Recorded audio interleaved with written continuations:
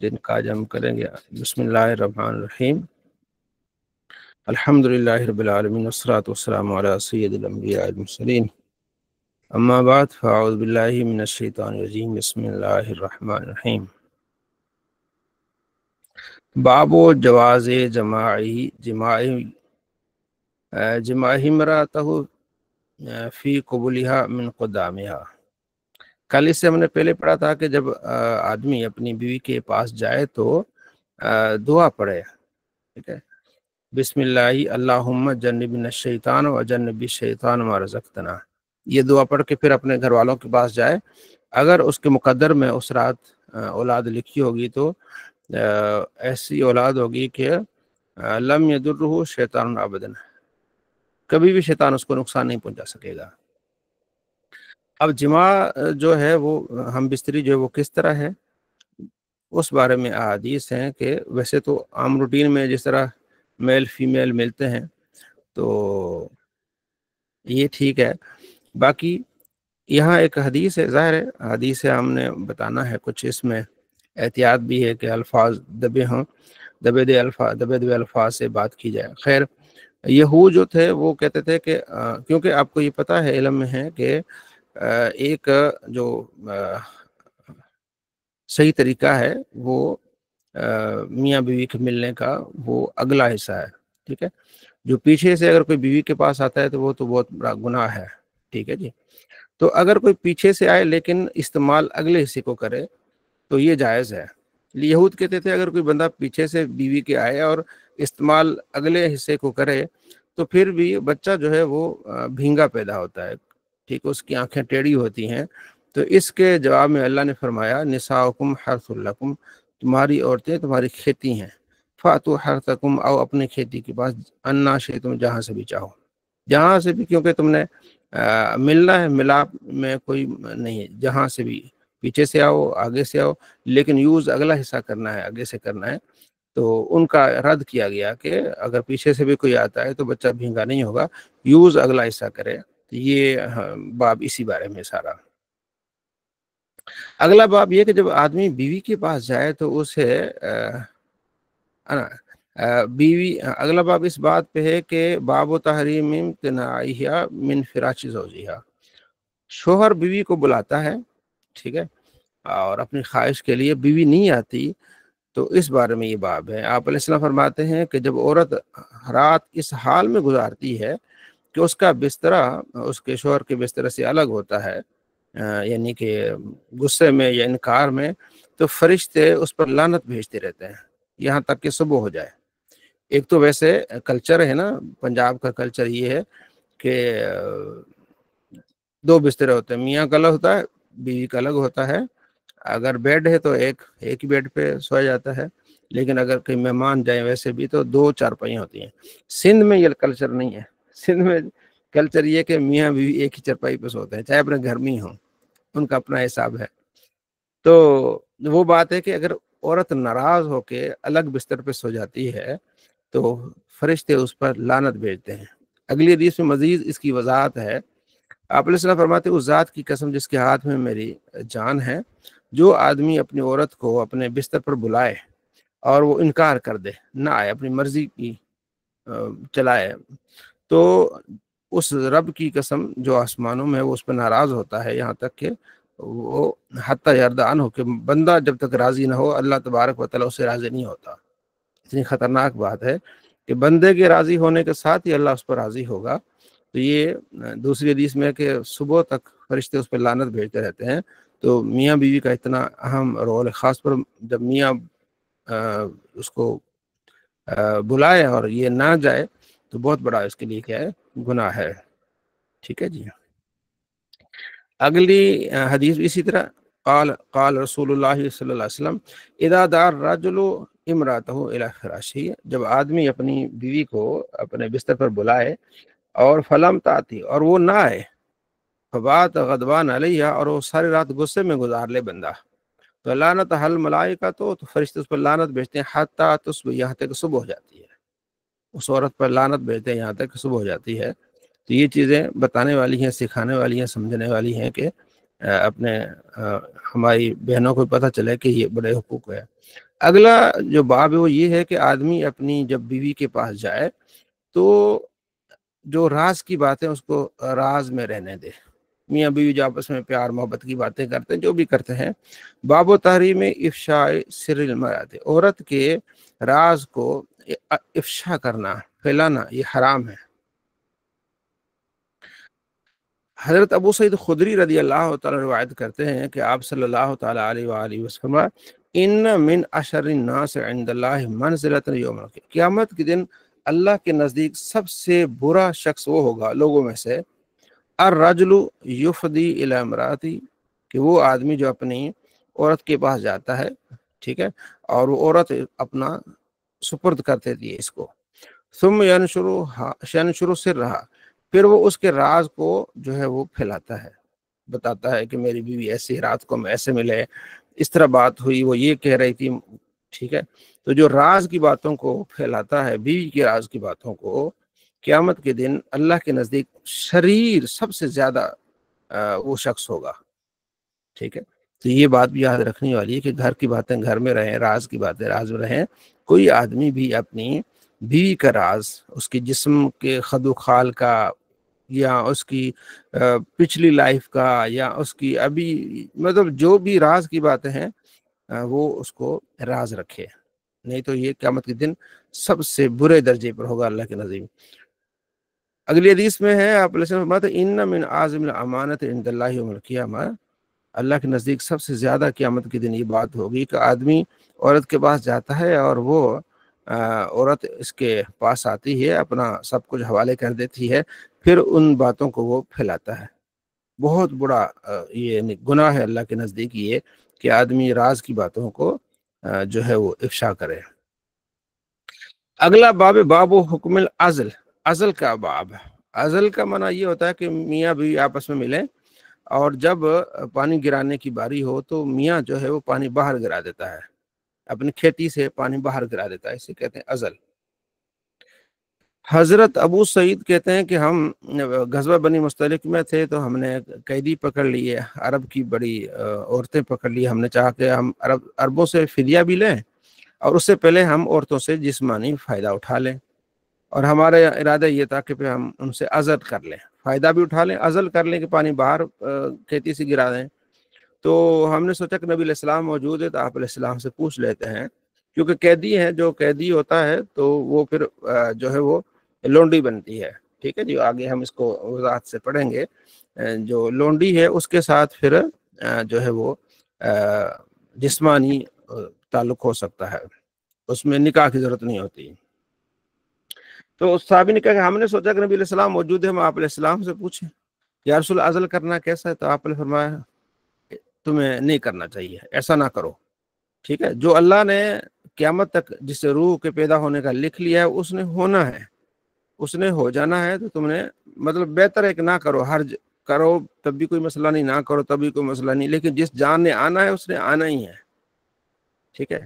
آگے بھی احادیث آ رہی ہیں، صحابی کے ایک آتے ہیں نبی علیہ السلام کے پاس کہ میری ایک لونڈی ہے، میں چاہتا ہوں کہ میں اس کے پاس جاؤں، رات گزاروں، لیکن میں چاہتا ہوں کہ اولاد نہ ہو، میں عزل کرنا چاہتا ہوں۔ آپ نے فرمایا کہ جس تمہاری مرضی ہے، کرنا چاہو عزل تب بھی کر سکتے ہو، نہ کرنا چاہو نہ کرو، لیکن جس روح کو اللہ نے پیدا کرنا ہے نا، وہ قیامت سے پہلے اس نے آنا ہی آنا ہے، ٹھیک ہے۔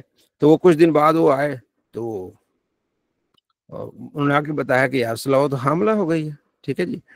تو یہ سارا اس باب میں عزل کے بارے میں، اس کو کہتے ہیں اردو میں ضبط تولید، ٹھیک ہے۔ پہلے زمانے میں ہوتا تھا بچے ہی دو ہی اچھے، ٹھیک ہے جی، تو پھر قانون چلا تھا کہ بھی آپ نے دو بچوں سے زیادہ جو ہے نا آپ وہ نہیں کرنا۔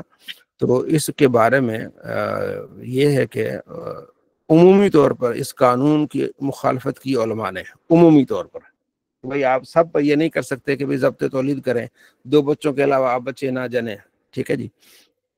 اس کا قانون کو، جو ہم بچے چھوٹے تھے، شاید آپ بھی ہوں گے، ابھی ہم مطلب تھوڑا سمجھ آ رہی تھی تو اس وقت یہ بات بڑی مشہور ہوئی تھی، دو ہی بچے دو ہی اچھے ہیں، ٹھیک ہے نا۔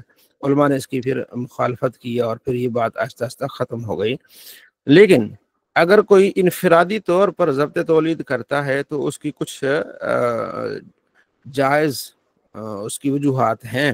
اگر ان وجوہات کی طور پر اگر وہ عزل کرتا ہے، عزل کے یعنی کہ اپنی کھیتی میں پانی نہیں ڈالتا اور پانی باہر گرا دیتا ہے، یا گولیاں استعمال کرنا ہے یا کچھ اور چیز استعمال کرنی ہے، تو اس کے پھر جواز کی کچھ جو ہے وہ اس کی صورت بنتی ہے.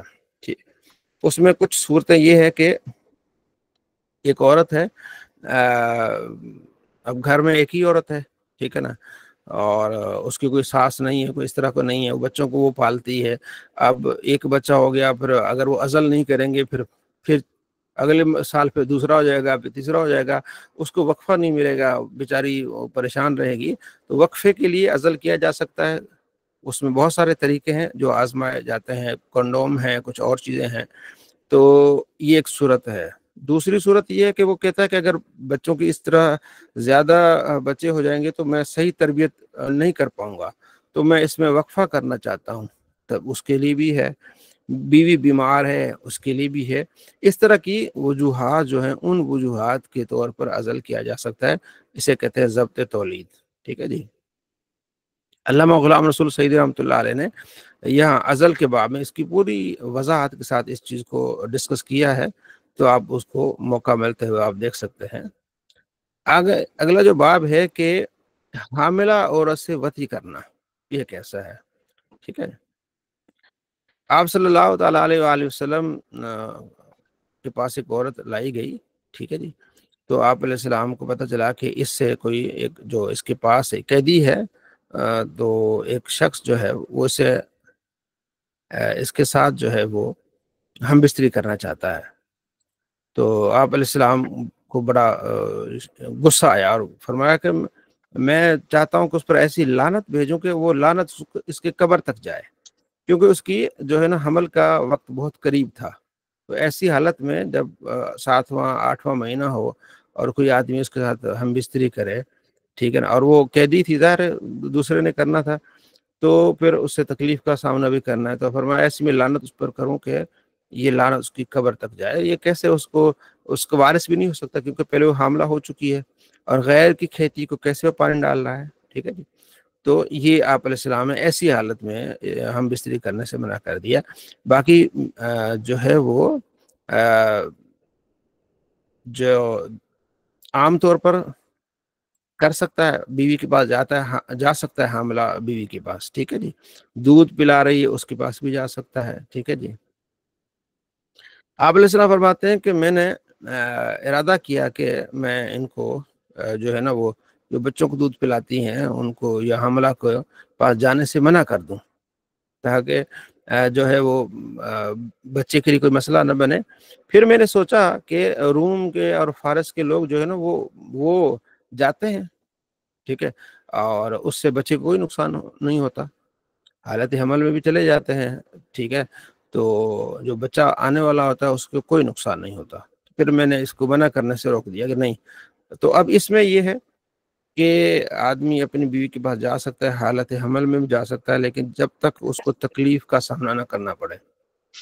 ٹھیک ہے جی. جب تکلیف کا سامنا کرنا پڑے، ایسا کوئی معاملہ ہو، پھر وہ اس سے کیا ہوئے رک جائے. لیکن اس سے بچے کے خد و خال میں یا ایسی چیزوں میں کوئی فرق نہیں پڑے گا. کافی ساری روایات اسی باب میں آ رہی ہیں. ٹھیک ہے جی.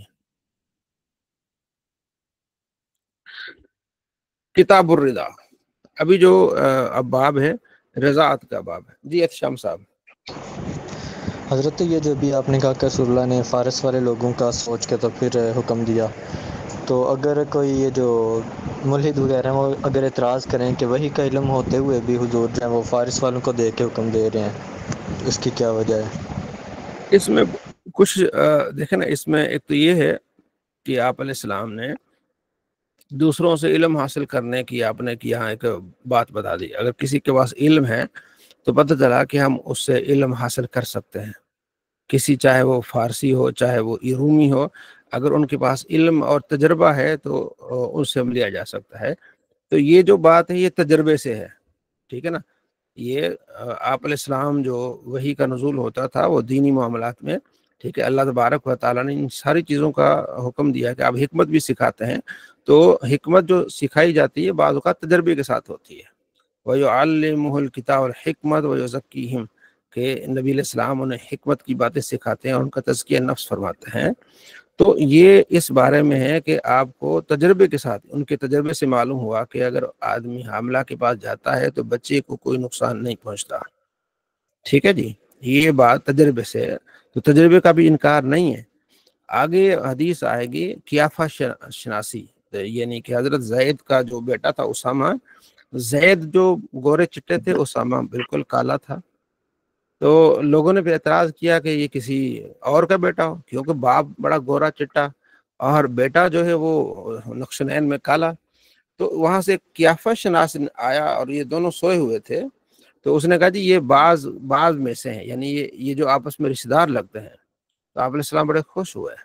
حضرت عائشہ فرماتے ہیں آپ کا چہرہ چمک رہا تھا کہ ہاں، کہ اس بات کی اس قیافہ شناس نے تصدیق کر دی کہ یہ بعض میں سے، یعنی ان کا نسب ملتا ہے۔ ظاہر ہے زید سوئے ہوئے تھے تو ساتھ میں اسامہ سوئے تھے، اور ان کے اوپر جو ہے نا وہ کپڑا تھا، پاؤں ان کے ننگے تھے۔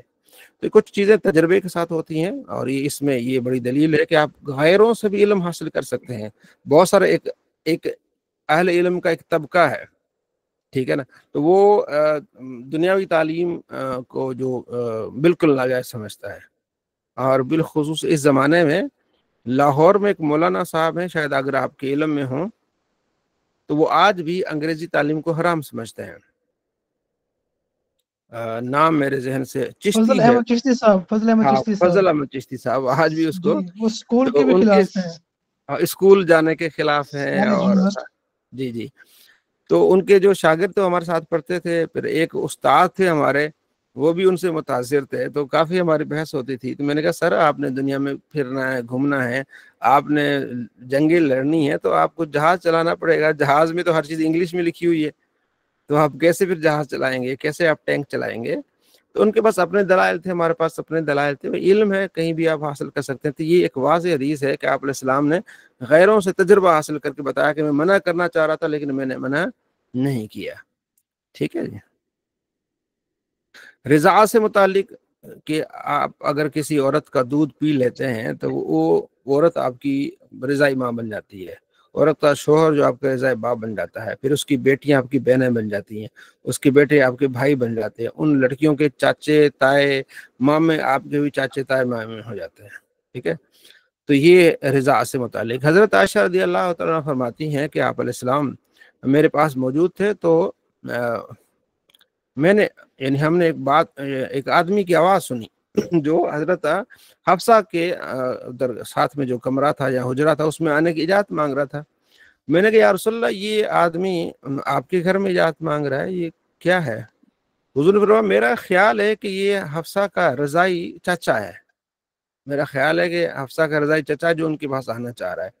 تو حضرت عائشہ نے عرض کی یا رسول اللہ اگر میرا فلاں چچا جو رضائی چچا ہے وہ اگر زندہ ہوتا اور وہ میرے پاس آنے کی اجازت مانگتا تو کیا اس کو اجازت ہوتی؟ فرمایا ہاں نعم، کیونکہ ان رضاعت سے تو حرام ہو جاتی، ماں تو حرم الولادت، جو نسب سے چیزیں حرام ہوتی ہیں وہ رضاعت سے بھی چیزیں حرام ہو جاتی ہیں۔ جس طرح نسبی بہن بھائی ہیں ان کا نکاح آپس میں نہیں ہو سکتا، ٹھیک ہے، اسی طرح جو رضائی بہن بھائی ہیں ان کا آپس میں نکاح نہیں ہوگا، تو ساری چیزوں کے ساتھ آپ علیہ السلام نے نسب کے ساتھ ملا دیا۔ آگے بھی اسی طرح حدیث ہے کہ یحرم من الرضاعت ما یحرم من الولادت، حرام ہو جاتی رضاعت سے جو چیزیں حرام ہوتی ہیں ولادت سے، یعنی نسب سے، ٹھیک ہے۔ اب یہ جو دودھ پلانا، اب یہ کتنی عمر کا ہے؟ ٹھیک ہے جی، قرآن پاک میں 2 سال کا ذکر ہے کہ آپ 2 سال جو ہے وہ کیا کریں گے، دودھ پلائیں گے۔ اس کے بعد تو جو رضاعت ثابت ہوگی نا وہ 2 سال کے اندر ہوگی، ٹھیک ہے۔ آگے حدیث آئے گی کہ یہ غذا کے ٹائم جب بچے کو غذا کی ضرورت ہوتی ہے 2 سال کے اندر، تو اس وقت جب آپ کسی کا دودھ پیئیں گے، آپ بھی 2 سال کے ہوں گے یا اس سے کم ہوں گے، تو پھر آپ کے وہ بھائی بن جائیں گے۔ اگر یہ عمر بڑھ جائے پھر ایسا نہیں ہوگا، لیکن ایک واقعہ آگے آئے گا، سالم کا واقعہ آئے گا کہ وہ انہوں نے جوانی میں دودھ پیا تاکہ ان کا ساتھی تھا اس کی گھر جاتے تھے. تو بہرحال یہ ہے کہ رضاعت اس وقت ثابت ہوگی جب بچہ جو ہے 2 سال سے کم ہو. اچھا اب آگے یہ ہے کہ دودھ کب تک پلایا جائے. ٹھیک ہے 2 سال کا ہے کہ 2 سال تک پلایا جائے. اس پر علماء کا اتفاق ہے. امام ابو یوسف امام محمد بھی فرماتے ہیں، لیکن امام ابو حنیفہ رحمۃ اللہ علیہ کا ہے کہ جو ہے وہ 3 سال یعنی 30 مہینے. 3 سال نہیں، امام ظفر 3 سال کہتے ہیں. امام ابو حنیفہ رحمۃ اللہ علیہ ان کا قول یہ ہے کہ 30 مہینے. وحمل وفصال 30، تو ان کے پاس دلیل ہے کہ حمل اور دودھ پلانا یہ 30 مہینے ہے. یہ امام ابو حنیفہ رحمۃ اللہ علیہ کی دلیل ہے. چونکہ حمل جو 30 مہینے نہیں ہوتا تو اس سے مراد یہ ہے دودھ پلانا. تو ان کی نزدیک یہ کہ یعنی اب اس میں یہ ہے کہ 2 سال تک تو آپ دودھ پلا سکتے ہیں، پھر آگے یہ کہ کم سے کم 3-4 مہینے اس کو ایکسٹرا ملے دودھ چھڑاتے تو کم سے کم 6 مہینے لگ جائیں گے. وہ اس بات پہ اس حدیث سے بھی دلیل لیتے ہیں، قرآن پاک کی آیت سے بھی دلیل لیتے ہیں، اور جو ہے وہ دوسری آیت سے بھی کہ دودھ پلانے کی جو مدت ہے وہ 2 سال ہے، کہ 2 سال آپ چھڑائیں گے تو جلدی نہیں بچہ چھوڑے گا، تھوڑا تھوڑا پھر آپ اس کو یعنی اس کی عادت بناتے بناتے آپ کو 6 مہینے لگ جائیں گے. تو اس لحاظ سے پھر امام ابو حنیفہ نے 30 ماہ لکھا ہے. لیکن امام ابو یوسف اور امام احمد بن حنبل وہ فرماتے 2 سال تک آپ اس کو پلائیں، اس کے بعد آپ چھوڑ دیں. ٹھیک ہے.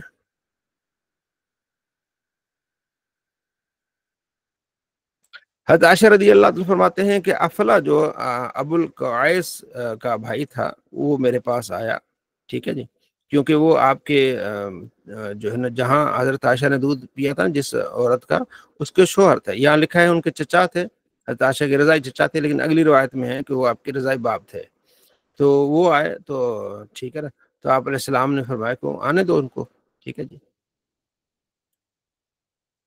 فلما دخل رسول اللہ علیہ وسلم قلت یا رسول اللہ ان افلا اخا ابو القیس جانی.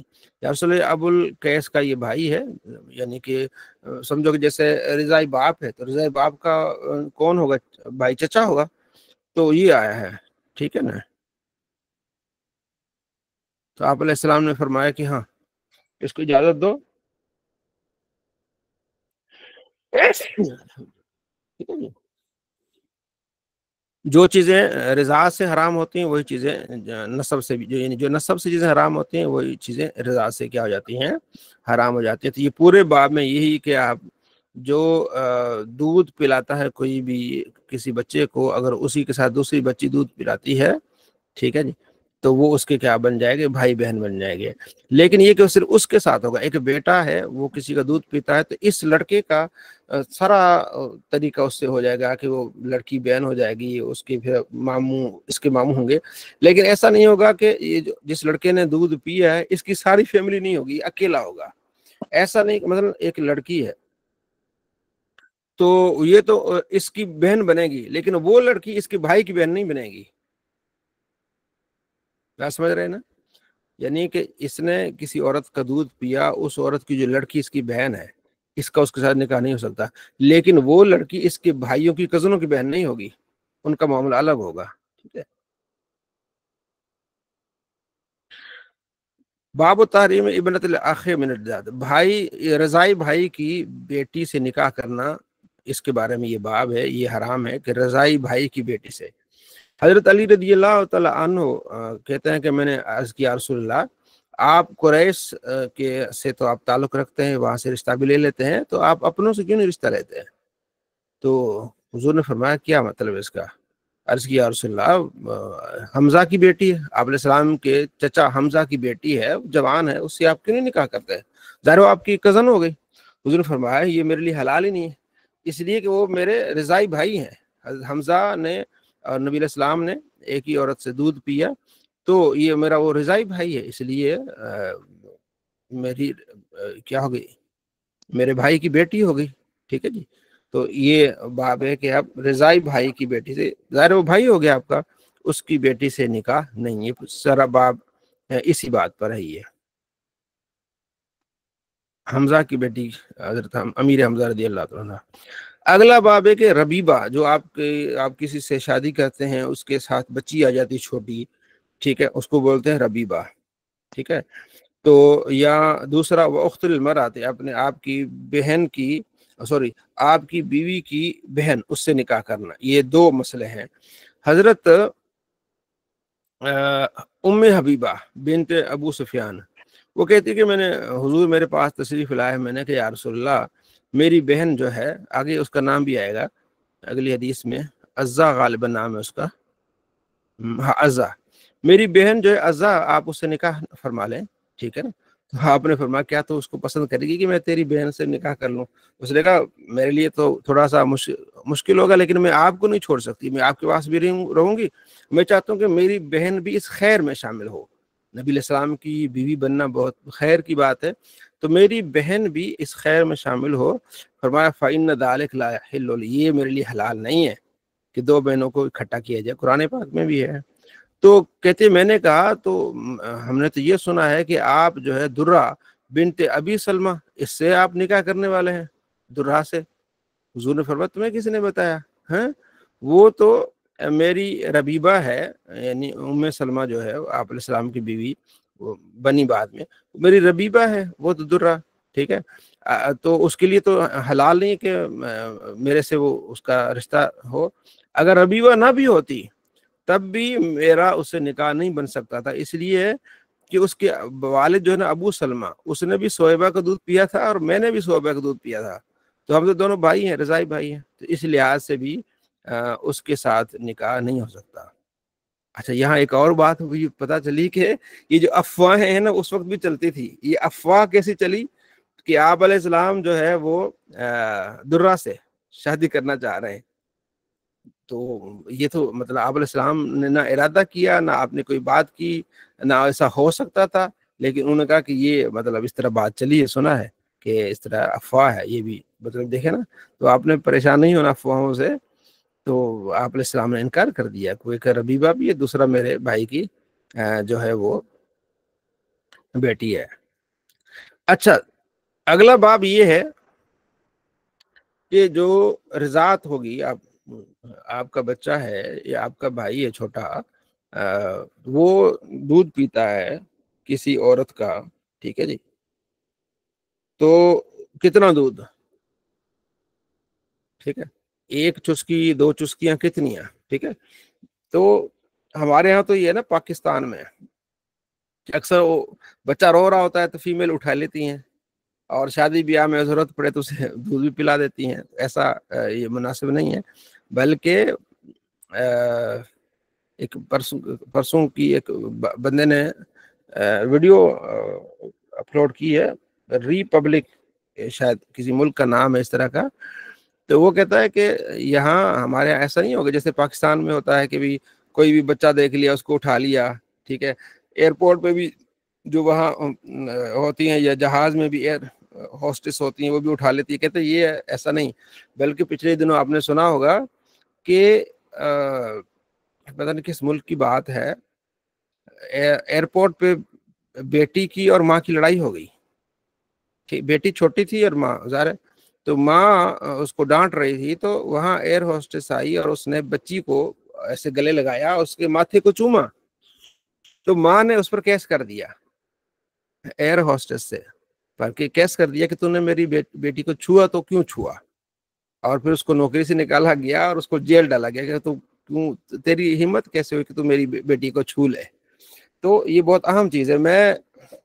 میں نے پڑھا ہے، کافی سفر نامے میں نے پڑھے ہیں اسلم اوسلو میں. ٹھیک ہے، ایک سفر نام ہے اسلم اوسلو میں. یہ اسلم کوئی نام تھا، پاکستانی تھا، جس طرح ایک ہے نا ہمارے پاکستانی سفر نامے لکھتے ہیں، مستنصر حسین تارڑ، ان کے بھی کافی سفر نامے ہیں. بڑا سفر نامہ پڑھو نا ایسا لگتا ہے کہ آپ جو ہے وہ گھوم رہے ہیں. انگلینڈ کا سفر نامہ، اس طرح کی چیزیں. الطاف شیخ بھی لکھتے ہیں سندھ سے، سندھی ہاں جی، الطاف شیخ سندھی، وہ بھی لکھتے ہیں سفر نامے. ہاں سفر نامے پڑھنے کا بڑا مزہ آتا ہے کہ آپ گویا کہ وہ اس انداز سے لکھتے ہیں نا کہ آپ ان کے ساتھ اس شہر میں گھوم رہے ہیں. جی جی جی. ٹھیک ہے. تو یہ آپ کوئی بھی کتاب ہو نا آپ پڑھیں، انشاءاللہ فائدہ ہوگا. میں نے کافی اس سفر نامے میں نے بڑے پڑھے ہیں. پھر تو اسلم اوسلو میں، اوسلو یہ بتائیں کہ ہمارے عبدالرفیق صاحب، یہ اوسلو میرے خیال میں یورپ میں کوئی شہر ہے یا ملک ہے، تو ناروے میں، ناروے میں، اچھا ناروے تو وہ اسلم کہتا ہے کہ وہاں میں اسکول میں پڑھانے گیا اس طرح کچھ، تو میں نے بچے ناروے کو میں، ناروے میں، جی ہاں، تو وہ کہتا ہے کہ میں بچے کو کہہ رہا بیٹا خاموش ہو جاؤ. اس نے کہا جی آپ مجھے بیٹا کیوں کہہ رہے ہیں؟ میں آپ کا بیٹا کب سے ہو گیا؟ ٹھیک ہے جی. تو وہ اس چیز کو برا جانتے ہیں. ہم تو کہہ لیتے ہیں بیٹا پانی پلاؤ، کسی کا بھی بچہ ہوتا ہے ہم کہتے ہیں بیٹا پانی پلاؤ. اچھا یہ تو بات ویسے نکلی. اچھا کتنی چسکیاں، ایک چسکی، دو چسکیاں، ٹھیک ہے نا. تو اس بارے میں حدیثیں ہیں. حضرت زہیر کہتے ہیں کہ آپ علیہ فرماتے ہیں ایک چسکی اور دو چسکیاں کوئی حرام، یعنی اس سے رضا ثابت نہیں ہوتی. ایک چسکی لے لے یا دو چسکیاں لے لے، اس سے رضا ثابت نہیں ہوتی. ٹھیک ہے. اچھا اگلی حدیث میں کہ کیا ایک چسکی سے رضا ثابت ہو جاتی ہے؟ فرمایا نہیں. اچھا حضرت عائشہ رضی اللہ تعالیٰ عنہ فرماتی ہیں پہلے جو ہے نا وہ 10 چسکیوں کا ذکر تھا کہ اگر 10 چسکیاں لے لیں نا، یہ باب پورا اس بارے میں. ٹھیک ہے. تحریم، ٹھیک ہے. اچھا 10 چسکیاں لے تو پھر وہ جو ہے نا قرآن پاک میں تھا 10 چسکیاں لے تو پھر یہ رضاعت ثابت ہوگی. بعد میں منسوخ ہوگا اور یہ ہوا کہ 5 چسکیاں بھی اگر لے لی نا کسی بچے نے تو پھر رضاعت ثابت ہو جائے گی. اور یہ آپ علیہ السلام اس دنیا سے تشریف لے گئے. وَهُنَّ فِيمَا يُقْرَأُ مِنَ الْقُرْآنِ، تو یہ قرآن پاک میں پڑھا جاتا تھا کہ 5 چسکیاں لیں تو اس پر جو رضاعت کا حکم لگے گا، اور اس سے کم پر چسکیاں لی تو رضاعت نہیں ہوگی اس کی. ٹھیک ہے. یہ حضرت عائشہ رضی اللہ تعالیٰ عنہ کا موقف ہے. لیکن جمہور صحابہ کا اور محدثین کا موقف یہی ہے چاہے تھوڑی ہو چاہے زیادہ ہو. قرآن پاک میں کہ کسی نے اگر دودھ پی لیا، مطلقاً دودھ پینے کا حکم ہے. دودھ پی لیا کسی بھی فیمیل کا تو اس میں کم زیادہ کا ذکر نہیں ہے. اس لیے قرآن جو ہے نا اس میں مطلق حکم ہے. ٹھیک ہے. تو یہ چیز جو ہے منسوخ ہو گئی ہے. چاہے ایک چسکی لے چاہے 10 چسکی لے، مطلب تھوڑا بھی پی لیا نا کسی بچے نے، فیمیل کسی بھی عورت کا دودھ، تو وہ رضاعت ثابت ہو جائے گی. ٹھیک ہے جی. تو یہ جتنی بھی احادیث ہیں منسوخ قرار دی گئی ہیں. اور دوسرا یہ کہ قرآن پاک نازل ہو رہا تھا اس انداز میں کہ آپ علیہ السلام تشریف لے گئے، ہم اس وقت تلاوت کرتے تھے کہ جو ہے وہ 5 چسکیاں پر ہی جو ہے وہ رضاعت ہوگی.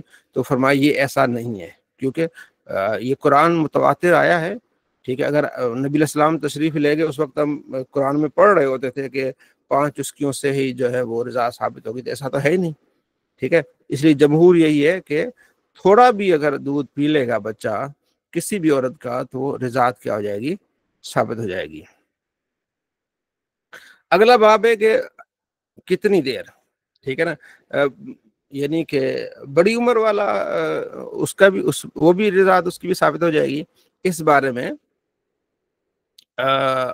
حضرت عائشہ کا قول ہے اور ابن تیمیہ کا اور ابن حزم کا. وہ کہتے ہیں کہ ہاں جی بڑا آدمی بھی اگر عورت کا دودھ پی لے تو وہ بھی اس کا بیٹا بن جائے گا.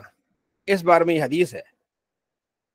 سہلہ بنت سہیل صحابی نبی علیہ السلام کے پاس آئی، عرض کی یا رسول اللہ، ابو حذیفہ جو میرے شوہر ہیں، ٹھیک ہے، تو سالم جو ہے نا وہ ان کا پہلے غلام تھا، ان کو آزاد کر دیا. تو جب سالم آتا ہے نا تو میں ان کے چہرے کو دیکھتی ہوں اپنے شوہر کے کہ وہ ناگوار گزرتا ہے، کیونکہ آپس میں دوستی تھی. پھر یہ سال اکٹھے رہے. پھر وہ جب جوان ہوا، پہلے بچہ تھا سالم، جیسے جوان ہوا تو میں چاہتی ہوں کہ ایسا ہو طریقہ کار. تو آپ علیہ السلام نے فرمایا کہ تم اس کو دودھ پلاؤ. اگلے حدیث میں عرض کی یا رسول اللہ وہ تو داڑھی ہے اس کی، داڑھی والے کو میں دودھ کیسے پلاؤں؟ حضور مسکرانے لگے. ٹھیک ہے. تو فرمایا دودھ پلا دو اس کو. ٹھیک ہے جی. اب کیسے دودھ پلایا؟ دوسری روایت میں کہ انہوں نے دودھ نکالا کسی برتن میں، پھر اس کو پلا دیا. ٹھیک ہے نا. یہ خاص اس کے لیے تھا تاکہ پھر جو ہے نا وہ سالم آتا رہے تو ابو حذیفہ کو ناگوار نہ گزرے. کیوں ناگوار نہ گزرے؟ ظاہر ہے وہ اس کا بیٹا ہو جائے گا، وہ اس کی ماں ہو جائے گی، تو ایسا کوئی ذہن میں ایسی کوئی بات نہیں آئے گی. عرب اس بارے میں بڑے سخت گیر ہوا کرتے تھے. تو یہ ایک روایت ہے جس کو حضرت عائشہ بیان کرتی رہی ہیں، لیکن دیگر جتنی بھی امہات ہیں وہ کہتے ہیں نہیں، یہ مطلق نہیں ہے. ٹھیک ہے، یہ خاص اس فیمیل کے لیے تھا، ابو حذیفہ کی بیگم کے لیے تھا. باقی ایسا نہیں ہے کہ کوئی نوجوان آدمی کسی عورت کا نکلا ہوا دودھ پیے گا تو وہ اس کا بیٹا ہو جائے گا. یہ رخصت کسی اور کے لیے نہیں ہے. ٹھیک ہے جی. ابا سائر ازواج النبی، ابا انکار کیا نبی علیہ السلام کی تمام ازواج نے، ایدخلنا علیہن احدن بتلک رضا، کہ کوئی آدمی اس طرح ان کا دودھ پی کے جناب علی ان کا بیٹا بن جائے، رضائی بیٹا، ایسا نہیں ہے. ٹھیک ہے. اور انہوں نے حضرت عائشہ سے کہا کہ واللہ ما نرا ھذا الا رخصتا ارخصا، اللہ کی قسم یہ تو خاص اس عورت کے لیے رخصت ہے بس. ٹھیک ہے.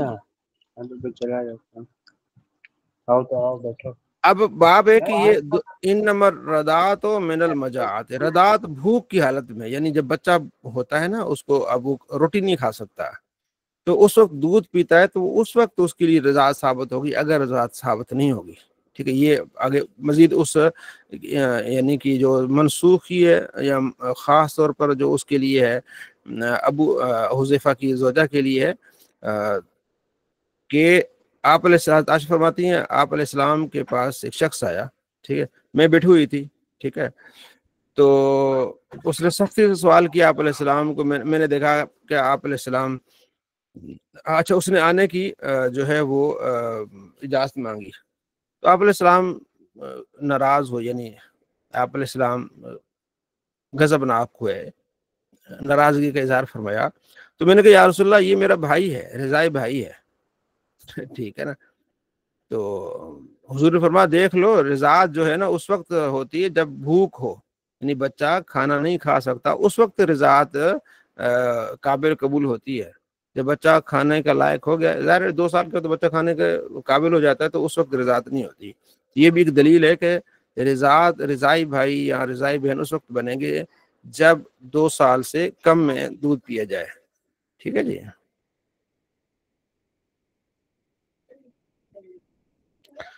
تو یہ آپ کی رضا سے متعلق احادیث تھی. اگلا باب ہے کہ جو قیدی ہوا کرتے تھے اس وقت، تو اس کے ساتھ جو ہے نا وہ جس کے ہاتھ میں قیدی لگ گیا تو وہ اس کے ساتھ ہم بستری کر سکتے تھے، لیکن استبراء کرنا، کم سے کم 1 مہینہ گزرنا تاکہ پتہ چل جائے کہ یہ حملہ ہے یا غیر حملہ ہے.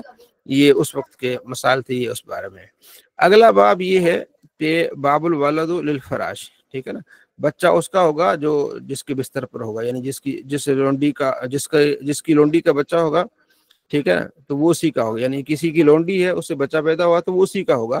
یہاں ایک واقعہ کا ذکر ہے، میرے خیال میں اس کی ضرورت نہیں ہے، اس لیے میں اس کو نہیں بیان کرتا. ٹھیک ہے جی. جو پہلے میں نے آپ کو یہ باب ہے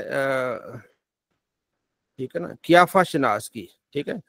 تو یہ روایت آ گئی ہے. حضرت عائشہ فرماتی ہیں کہ آپ علیہ السلام فرماتے ہیں کہ دخل علیہ مسرور، حضور بڑے خوش آئے ہمارے پاس تشریف لائے تو آپ کا چہرہ جو چمک رہا تھا، دمک رہا تھا. فرمایا کیا تم نے نہیں دیکھا؟ مجزز ایک شخص تھا، اس نے زید بن حارثہ اسامہ بن زید کو دیکھا اور کہا کہ ان بعد حاضر اقدام لمن بعد، یہ پیر جو ہے نا، قدم جو ہے، یہ بعض میں سے، یعنی ان کا آپس میں تعلق ہے، یعنی کہ یہ باپ بیٹا ہے. تو آپ اس بات پہ بڑے خوش ہوئے، کیونکہ کافر جو تھے وہاں کے یہودی جو ہے تانا دیتے تھے کہ یہ زید تو بڑے خوبصورت ہیں اور جو ہے وہ اور ان کا جو بیٹا ہے وہ اس کا رنگ دوسرا ہے. مجزز مدلجی، یہ قیافہ شناس تھا. تو قیافہ شناس پر اس لیے آپ علیہ السلام خوش ہوئے کہ اس وقت کے جو یہود تھے یا قریش تھے، دیگر جو کفار تھے، وہ قیافہ شناس کی باتوں پر اعتبار کرتے تھے. تو آپ علیہ السلام کو یہ اس دلیل سے خوشی ہوئی. جیسے ابھی احتشام نے سوال کیا نا کہ آپ علیہ السلام کو وحی کا علم تو تھا، پھر یہ قیافہ شناس بھی ایک دلیل تھی، کیونکہ وہی تو اس کے لیے دلیل ہے نا جو آپ علیہ السلام کو مانتا ہے. تو قیافہ شناس کی دلیل ایسی ہے کہ وہ قریش بھی مانتے تھے، یہود بھی مانتے تھے، سارے لوگ مانتے تھے کہ یہ قیافہ لگاتا ہے، یعنی ان کو ایک ایسی چھٹی حص کا ایسا ملکہ ہوتا ہے کہ وہ پہچان لیتے ہیں کہ یہ کیا معاملات چل رہے ہیں. ٹھیک ہے. تو یہ قیافہ شناس، ٹھیک ہے، اس کو بولتے ہیں. اگلا باب ہے کہ جب شادی ہو تو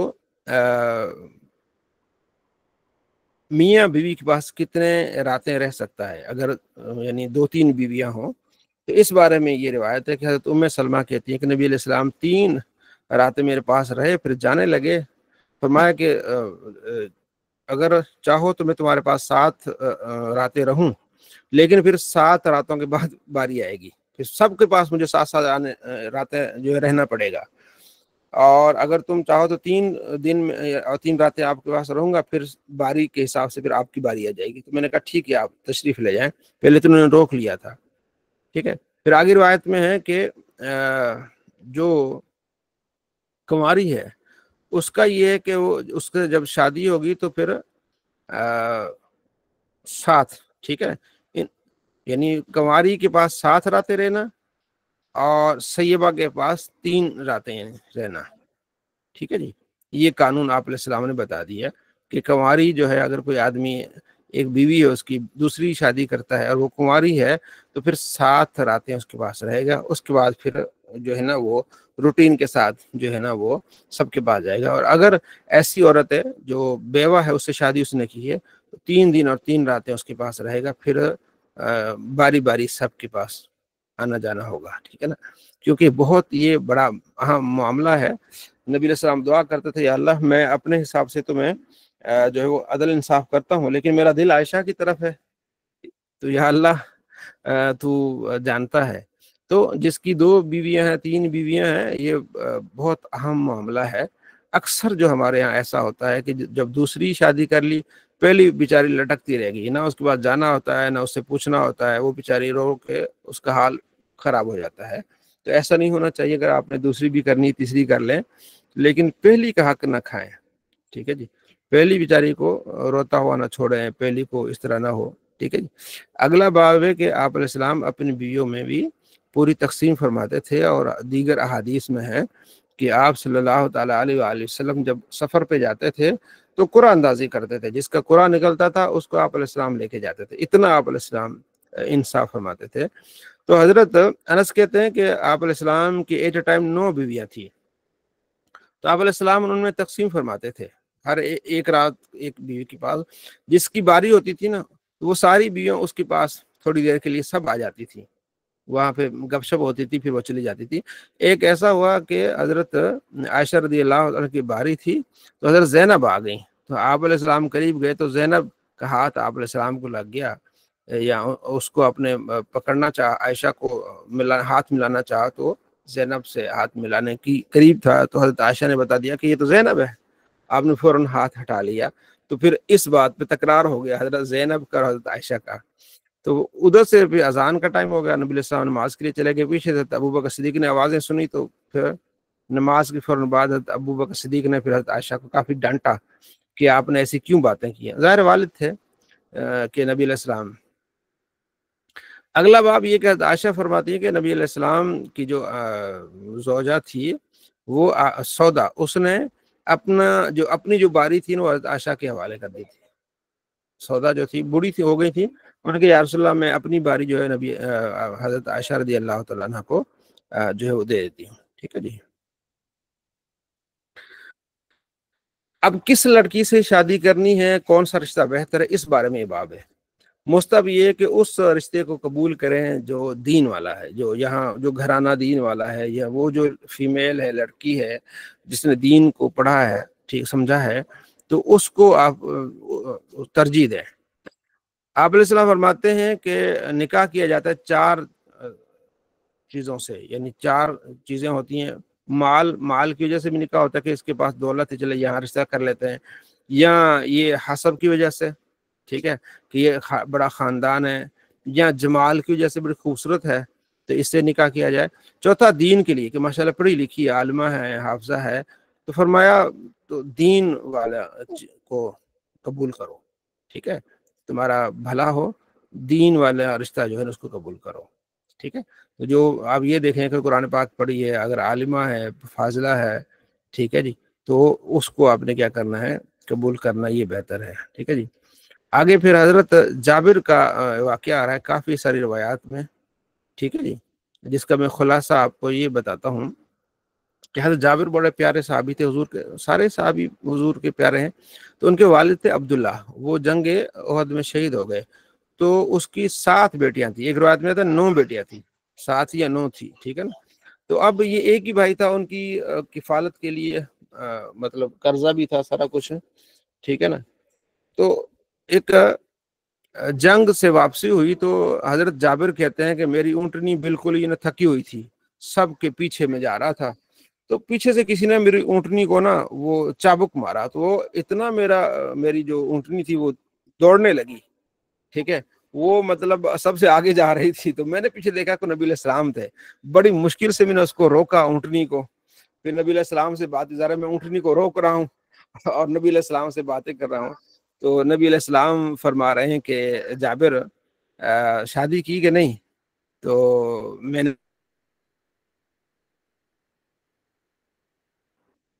شادی کی کہ نہیں کی؟ تو میں نے کہا کہ شادی کر لی ہے میں نے۔ تو فرمایا کہ کنواری سے کی ہے یا بیوہ سے کی؟ میں نے کہا جی بیوہ سے کی ہے۔ تو آپ علیہ السلام فرمایا کنواری سے کرتے تو بہتر تھا۔ عرض کی نہیں یا رسول اللہ میری بہنیں ہیں، نوجوان بہنیں، اگر اس طرح اس عمر کے لیے آتا تو ان کی تربیت کا مسئلہ تھا، تو میں پھر بیوہ کو لے آیا تاکہ ان کی اچھی طرح سے تربیت کر سکے۔ تو حضور نے فرمایا اونٹ بیچنا ہے، یہ جو اونٹنی تھی یا اونٹ بیچنا ہے؟ تو میں نے کہا یا رسول اللہ آپ کا ہی ہے، کیا بیچنا ہے؟ فرمایا ٹھیک، ایک اوقیہ چاندی سے مجھے بیچنا۔ کہتے پھر ہم مدینے میں ملے، نبی علیہ السلام نے فرمایا مسجد نبی کے باہر ملاقات ہوئی، آپ علیہ السلام نے فرمایا کہ جاؤ 2 رکعت نفل پڑھ کے آؤ۔ تو اتنی دیر میں پھر حضرت بلال کو حکم دیا آپ علیہ السلام نے کہ بھائی وہ چاندی لے آ کے نا جابر کو دو۔ میں نماز پڑھ کے واپس آیا تو بلال نے چاندی مجھے زیادہ ہی دے دی، یعنی ایک اوقیہ سے بھی زیادہ کر کے دے دی۔ تو جب میں چاندی لے کے نکلنے لگا، تھوڑا نکلا تو حضور نے پیچھے آواز دی، فرمایا بلال اس کو اونٹ بھی واپس کر دو، ٹھیک ہے جی، یہ چاندی بھی اس کے پاس رہنے دو اور اس کو اونٹ بھی واپس کر دو۔ یہ آپ علیہ السلام کی محبت شفقت تھی، کیونکہ آپ نے دیکھا کہ ماشاءاللہ 7 بہنوں کا بھائی ہے اور اخراجات بھی ہیں سارا کچھ، تو آپ نے اس انداز سے اس کی ہیلپ کی کہ اس کو برا نہ لگے کہ آپ علیہ السلام جو ہے وہ اس انداز سے کہ اونٹ خریدا آپ نے، پھر اونٹ بھی واپس کر دیا اور چاندی بھی اس کے حوالے کر دی۔ اس انداز سے آپ علیہ السلام نے اس کی سیلف ریسپیکٹ کو بھی آپ نے برقرار رکھا کہ جو ہے وہ ان کی اس طرح ہیلپ ہو جائے۔ تو یہ کافی ساری چیزیں جو حضرت جابر سے متعلق ہیں۔ نبی علیہ السلام یہ جو باب ہے خیر و متاع دنیا، ٹھیک ہے، دنیا کا بہترین مال و متاع نیک عورت ہے، ٹھیک ہے، یہ باب اس بارے میں ہے کہ نیک عورت جو ہے نا دنیا کا بہترین مال و متاع ہے۔ آپ علیہ السلام فرماتے ہیں الدنیا متاع، دنیا مال و متاع ہے، ٹھیک ہے، برتنے کی چیز ہے، وہ خیر و متاع بہترین مال متاع کیا ہے؟ دنیا کا بہترین کیا ہے؟ المرأۃ الصالحہ، ٹھیک ہے، نیک بیوی بہترین جو ہے نا دنیا کا مال و متاع ہے۔ جب نیک بیوی مل جائے تو اس کے گھر میں سکون، آنے جانے میں سکون، وہ پیچھے دعائیں کریں گی، وہ پیچھے اس کو یا اس کے گھر سنبھالے گی، اس کے بچے سنبھالے گی، تو بہت خوش نصیبی کی ایک بات ہے کہ صالح اور نیک بیوی اور فرمانبردار بیوی جو ہے نا تو یہ ہو جائے، ٹھیک ہے جی۔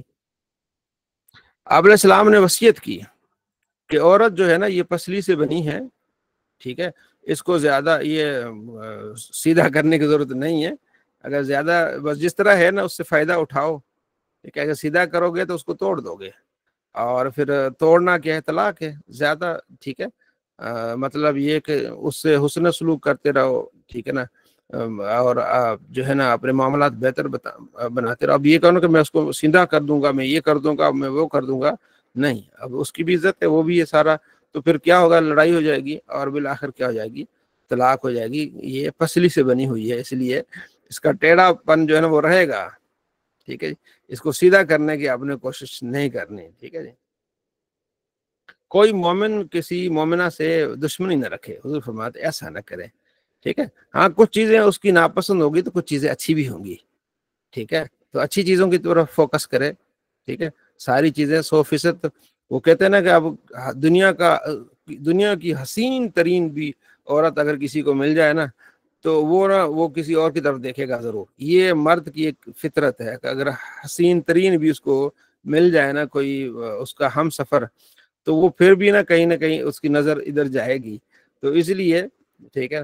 تو یہ بہت اہم چیز ہے کہ عورت کی عزت کی جائے، اس کا خیال رکھا جائے. ٹھیک ہے جی، اس کی آرام کا خیال رکھا جائے، اس کی ضروریات کا خیال رکھا جائے، اس کو عزت دی جائے. ٹھیک ہے جی. تو آپ علیہ السلام نے یہ دیے، آپ نے وصیت فرمائی کہ اس سے دشمنی نہیں رکھنی ہے، اس کو برا نہیں جاننا، بلکہ اگر کوئی ایسا وصف ہو جو آپ کو پسند نہیں ہے تو دوسرا وصف پسند ہوگا جسے تم راضی ہو گئے. ٹھیک ہے جی. سب اگلا سے باب ہے سب سے جی. اہم بات ہے کہ سیدھا کرنے کی کوشش نہ کریں. جی جی جی، سیدھا کرنے کی کوشش نہ کریں کہ میں وہ سیدھا کر لوں، اور جو ہے نا وہ بس یہ جس طرح ہے اللہ نے آپ کو دے دی ہے. دیکھو جی، والدین 20-22 سال تک اس کو پڑھاتے ہیں، اس کی تربیت کرتے ہیں، سارا کچھ، پھر اس صاحب کو مل جاتی ہے، اس کو فکر ہی نہیں ہوتی، وہ آگے بیچاری سارا گھر سنبھالتی ہے، بچے صحیح بات سنبھالتی ہے، کیا کچھ نہیں کرتی. ٹھیک ہے جی. تو یہ اگر ہم دیکھیں نا تو عورت کی بہت زیادہ جو ہے وہ قربانیاں ہیں. ٹھیک ہے. پورے گھر کو چلانا اس نے، بچوں کو سنبھالنا اس نے، تعلیم اس کے ذمہ، ہر چیز اس کے ذمہ، بہت زیادہ اس کا ایک اس میں اس کا رول ہے. میں نے جب پی ایچ ڈی کی تھی نا، تو پی ایچ ڈی میں ایک پہلا شروع میں یہ ہوتا ہے کہ آپ نے یہ کام کس کی انتصاب کرنا ہے، منسوب کرنا ہے. ٹھیک ہے جی. تو وہ پھر میں نے اپنی سوچا کہ منسوب کیا، اس میں لکھا کہ بچوں کا ٹائم دیتی ہے، اور میرے لیے آسانی ہو گئی.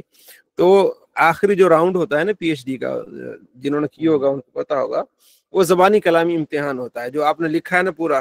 ٹھیک ہے نا. تو وہ اس سے سوال ہوتے ہیں، پھر وہ جواب دینے ہوتے ہیں. تو میں نے اس پر کافی تیاری کی ہوئی تھی. تو میں نے وہ جو میرا تھا نا، وہ اہل حدیث عالم پر تھا، کہ اس کی 2 نمبریاں، اس کی چالاکیاں اس پر تھا سارا نا، کہ حدیث میں کس طرح وہ خیانتیں کرتا ہے. تو وہ سامنے والا بھی ایک اہل حدیث آ گیا، سر نے مجھے پہلے بتا دیا کہ بھی جوڑ بڑا پڑے گا. خیر وہ کافی پھر جوڑ پڑا، اور مجھے یاد تھا میں نے زبانی جوابات دیے، تو وہ نا دل میں کافی اس نے. تو آخر میں جب یہ پڑھا نا کہ اس نے کہا یار آپ نے کام اتنا سخت کیا ہے یار، آپ نے اس کے بارے میں سخت جملے بھی لکھے ہیں، اور آخر میں یہ لکھا ہے کہ یہ میں اپنی بیوی کی طرف منسوب کرتا ہوں. سارے ہنس پڑے اور سارے مسکرا پڑے. میں نے کہا جی ان کی کیونکہ میں فیصل آباد میں اپنے بیوی بچوں کے ساتھ رہتا ہوں، میرے والدین سندھ میں ہیں، ادھر ہیں. تو اب ظاہر ہے یہاں قربانی انہوں نے دی ہے یہاں جو، تو اس لیے پھر مجھے ان کی طرف منسوب کرنا ہے. تو بڑے پھر وہاں ایک خوشگوار موڈ ہو گیا. ٹھیک ہے جی. بڑا صلی پیشنس اللہ. ہوتا ہے خواتین کے پاس نا. ہاں جی، ان ایک کا بچہ ایک رو رہا ہے، ایک چلا رہا ہے، ایک ہاتھ جو ہے نا وہ گنج میں ہے، کھانا بھی پک رہا ہے، چائے بھی پک رہی ہے، اور اب تو موبائل بھی کان پہ لگا ہوا ہوتا ہے لیکن غصہ نہیں آتا. مفتی صاحب ابھی آپ کی آدھی ڈگری پھر باجی کی ہو گئی. وہ دیکھو ان کا صبر ہے. چھوٹی بچی تھی، مجھے غصہ آ جاتا تھا کہ میں اس کو پکڑ کے نا تو پھینک دو ادھر، اتنا وہ روتی تھی. تو ان کا صبر تھا کہ انہوں نے اس کو سنبھالا. اب وہ ماشاءاللہ بچی میرا سب سے زیادہ کہتی ہے، اور مجھے تانا دیتی ہے کہ دیکھو یہ جو ہے تمہیں غصہ آتا تھا کہ روتی کیوں، اب تم اس کے بغیر رہتے نہیں ہو. ہاں میں جیسے گھر پہنچتا ہوں وہ آ کے میرے گلے ملتی ہے، پیار کرتے. ابھی بھی وہ آئی ہوئی تھی، تنگ کر رہی تھی. میں نے کہا جا ٹھیک ہے جی. تو فیمیل کا بہت زیادہ اس میں وہ ہوتا ہے. ٹھیک ہے نا. ہمیں قدر کرنی چاہیے، اپنے فیمیل کی قدر کرنی چاہیے، ان کی جو قربانیاں ہیں ان کی قدر کرنی چاہیے. ٹھیک ہے جی. تو آپ نے سے فرماتے لولا ہوا لم تخن انسا. ٹھیک ہے. اگر ہوا نہ ہوتی تو کوئی عورت بھی خیانت نہ کرتی. ٹھیک ہے. یہ بھی حدیث ہے. اور آپ علیہ السلام فرماتے ہیں کہ میں نے جہنم میں زیادہ عورتیں دیکھی ہیں. اگر یہ بخاری میں اور حدیث ہے. ٹھیک ہے. وہ میں سناتا ہوں. لولا اگر بنو اسرائیل نہ ہوتے تو کوئی کھانا خراب نہ ہوتا، کیونکہ بنی اسرائیل نے وہ کیا نا، من و سلوا مانگ کے، تو پھر جو ہے نا اس سے جمع کرنے لگے تو کھانا خراب ہوا. ٹھیک ہے. اور ہوا نہ ہوتی تو کوئی عورت خیانت نہ کرتی، یعنی جو حضرت اما ہوا رضی اللہ تعالیٰ عنہ علیہ السلام، کہ وہ حضرت آدم علیہ السلام نے کے ساتھ وہ کھا لیا گندم، تو جس وجہ سے بھی جنت سے نکالا گیا، تو اس کی طرف یہ اشارہ ہے. تو آپ علیہ السلام فرماتے ہیں کہ سب سے زیادہ میں نے دیکھی ہیں عورتیں جہنم میں. تو صحابہ نے عرض کیا رسول اللہ کیا وجہ ہے جہنم میں؟ تو یہ کافر ہوں گی کیا؟ فرمایا نہیں، کافر کی بات نہیں، یہ ناشکری ہے. تو اگر ایک عورت سے تم عرصہ دراز اگر تم بھلائی کرتے رہو نا، اگر کہیں کمی بیشی ہوئی نا تو ہر چیز کو زیرو کر دے گی کہ مجھے سکون ہی نہیں ملا، مجھے کچھ بھی نہیں ملا. مطلب اور اعلیٰ آپ علیہ السلام نے فرمایا. باقی صابرہ بھی ہیں عورتیں، جیسے حضرت عائشہ ہے، حضرت خدیجہ الکبریٰ ہے جس کو آپ یاد فرماتے تھے، حضرت جو ہے وہ فاطمہ الزہرا رضی اللہ تعالیٰ عنہ ہے. تو ہمیں اپنی بچیوں کو ان کی سیرت پڑھانی چاہیے، حضرت عائشہ رضی اللہ تعالیٰ عنہ کی، حضرت فاطمہ الزہرا رضی اللہ تعالیٰ عنہ کی، اور ان کی عزت کرنی چاہیے، بیٹیوں کی، بچیوں کی، فیمیل کی. تو یہ ہم نے الحمدللہ پڑھا. ٹھیک ہے جی. تو اگلے انشاءاللہ کلاس ہوگی ہماری کتاب الطلاق، طلاق کے مسائل اور اس طرح. تو آج ہم نے رضاعت کے مسائل سنے، حدیث کی روشنی میں کافی ساری چیزیں الحمدللہ واضح ہوئیں.